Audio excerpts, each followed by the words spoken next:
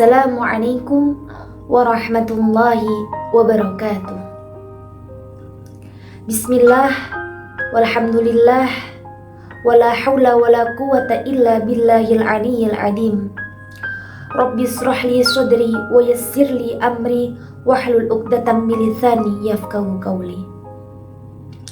Teman-temanku yang dirahmati oleh Allah Subhanahu wa taala, marilah kita bersyukur kepada Allah karena sampai pada hari ini kita diberikan nikmat, rahmat, hidayah, maunahnya, dan diberikan kesehatan sehingga kita semua bisa terus selalu melakukan kewajiban, yakni beribadah kepada Allah Subhanahu wa ta'ala.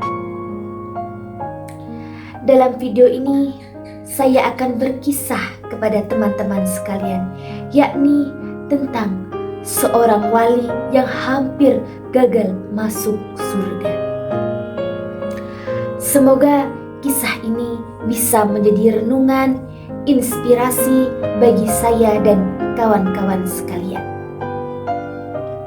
Kisah ini diceritakan oleh sahabat Jabir. Beliau mendapat cerita dari Rasulullah SAW. Rasulullah menceritakan bahwasannya beliau didatangi oleh malaikat Jibril.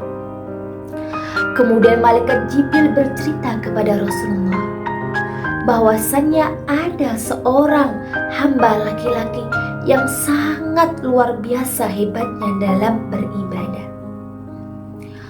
Hamba laki-laki ini hidup di tengah lautan, dan di tengah lautan ada sebuah gunung, dan di mana gunung ini diceritakan tingginya sampai 30 dirham. Selama 500 tahun orang laki-laki ini beribadah di gunung ini. Jarak gunung dengan pantai diceritakan sampai 4000 farsah. Secara logika tidak mungkin ada orang yang bisa menolong orang ini. Apa yang dilakukan oleh hamba laki-laki ini di setiap malam, yakni orang laki-laki ini selalu bersujud kepada Allah, dan siangnya dia berpuasa kepada Allah. Dia selalu berdoa kepada Allah semoga dimatikan dalam keadaan sujud dan dalam keadaan beribadah. Di kemudian hari Allah berkehendak, laki-laki ini di tengah sujud dia meninggal dunia. Sungguh luar biasa indahnya.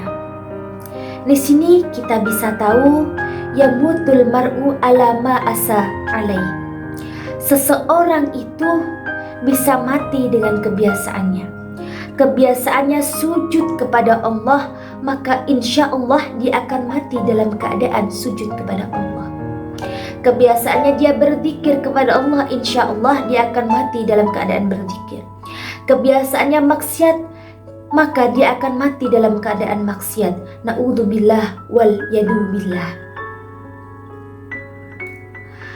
Singkat cerita, waktu di hari kiamat, orang laki-laki ini memiliki konflik dengan Allah Subhanahu wa ta'ala, karena laki-laki ini tidak mau dimasukkan ke dalam surga atas rahmat yang diberikan oleh Allah. Kemudian Allah mengutus para malaikat untuk menimbang antara amal dan rahmat yang diberikan oleh Allah. Ternyata lebih besar rahmat yang diberikan Allah daripada amal laki-laki ini selama 500 tahun. Kemudian Allah Subhanahu wa ta'ala mengutus malaikat untuk melempar orang laki-laki ini ke dalam neraka. Kemudian orang laki-laki ini menolak dilempar ke dalam neraka, dan dia mau dimasukkan surga atas rahmat yang diberikan oleh Allah. Teman-teman, Rasulullah SAW bersabda kepada para sahabat,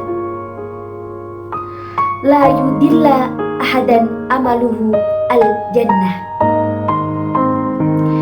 Tidaklah akan memasukkan seseorang hamba ke dalam surga atas beramal.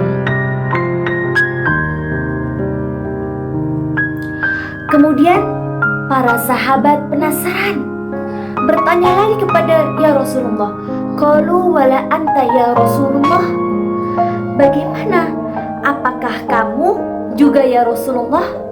Rasul menjawab, na'am, iya wala ana,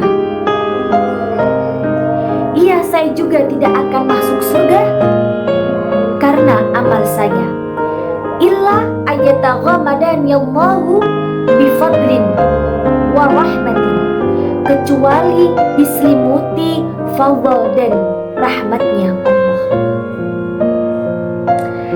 Dari sini kita jangan salah paham.